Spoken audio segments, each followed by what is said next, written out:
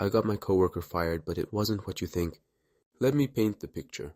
I work at a mid-sized financial services, firm boring on the outside, cutthroat on the inside. Think endless spreadsheets, daily performance targets, and passive-aggressive emails from middle management.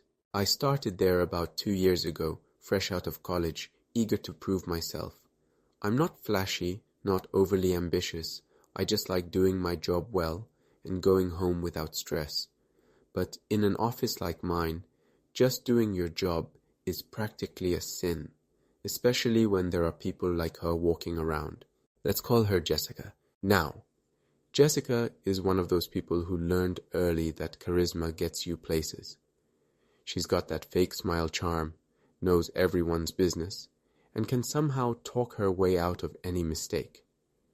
She's also very good at making herself look good, at the expense of others. She was hired 6 months after me as an account manager.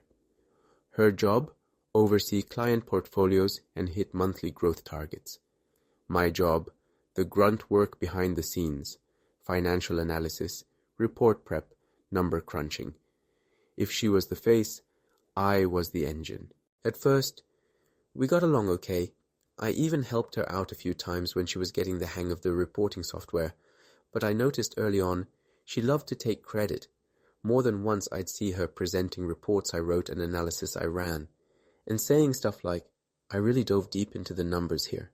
I let it slide, whatever, office politics." But then came the promotion cycle. My manager told me I was being considered for a bump in title and a raise. Not huge, but meaningful. I worked my butt off for it, put together client wins, suggested new systems for tracking metrics, even stayed late training the new intern. Then the announcement came. Jessica got promoted to senior account manager, the same role I was gunning for. And get this, I had to train her replacement while she got moved to her fancy new glass-walled office. I was stunned. I wasn't bitter at first, just confused. Then I got lunch with one of the interns I'd trained. Let's call him Dave. Dave, sweet summer child, had no filter. He said, "Oh man, Jessica really sold that new dashboard idea. The managers were super impressed." I blinked. "Wait, what dashboard?" "The one you built," he said casually. "The one you and I beta tested." That's when it clicked. Jessica had taken my idea, the custom reporting dashboard I built in my own time, and pitched it as hers, with my charts, my logic, my Excel formulas. And that was the beginning of the end. I wasn't just upset, I was betrayed, but I didn't show it. Instead, I started planning. Jessica stole my work, my credit, and my promotion. But instead of confronting her head-on, I decided to play it smart. She thought she was the queen on the chessboard, gliding diagonally over everyone. But she forgot about the pawns, the ones who actually do the work. And pawns, we can promote ourselves one square at a time until we take the queen down. Step 1. Document everything. I started collecting evidence. Emails, Slack messages, revision logs, anything that had my name tied to the dashboard idea. And there was plenty. Version histories in Google Sheets. A Trello board I made with timestamps. Even screenshots of the early drafts I shared with the intern Dave during our testing sessions. Then I made a backup folder. Then another. Uploaded one to a secure drive outside the office system. I wasn't taking any chances. Step 2. Lure her into talking. Remember how I said Jessica loves the spotlight? I used that. One afternoon, I casually stopped by her office with a coffee and said, "Hey, just wanted to thank you again for helping get that dashboard idea out there. I know I'm not always great at promoting myself." She smiled, all gracious, and said, "Oh, don't worry about it. You know, sometimes it's about how you present things.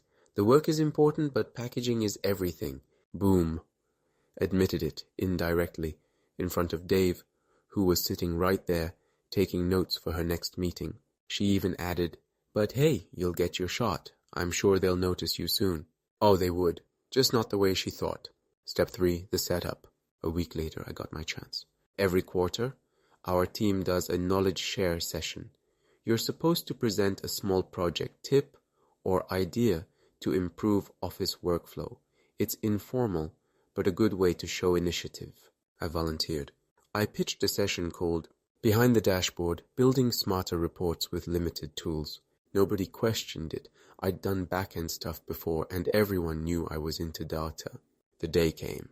Jessica didn't even show up, too busy onboarding a new client, allegedly. In the session, I walked the team through the process of building a custom dashboard from scratch. The dashboard.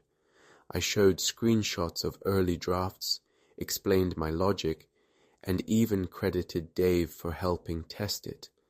I ended the presentation by saying, this tool ended up being implemented team-wide after I shared it with Jessica, so I'm glad to finally show where it came from.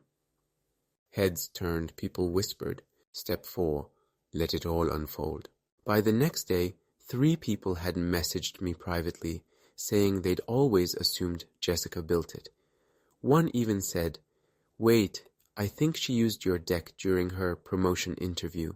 That last message came from someone in HR. Turns out they'd already been keeping an eye on Jessica. There were other concerns. Apparently, I wasn't the only one who'd been steamrolled on the way to her success. And my knowledge share presentation? That was the final straw. HR launched an internal review. They pulled file logs, Slack history, interview transcripts. When they called me in, I handed over everything without a single ounce of drama.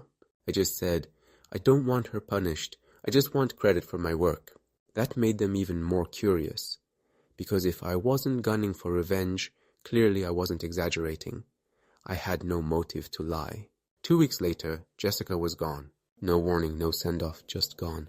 Rumor was they gave her a choice: resign or face termination for professional misconduct. She chose to resign. Apparently, she's doing consulting now, which is code for no one else will hire you, and you're hoping LinkedIn can save your career. And me? That same week, I was promoted. Not to senior account manager hire. They created a hybrid role for me, something between data analyst and strategy lead. I got a new title, new responsibilities, and best of all, a raise that came with my own glass-walled office, the one Jessica used to sit in. Moral of the story? Don't get loud, get smart. Don't fight fire with fire, fight it with facts. And never let a spotlight stealer forget. There's always someone behind the curtain, pulling the real strings.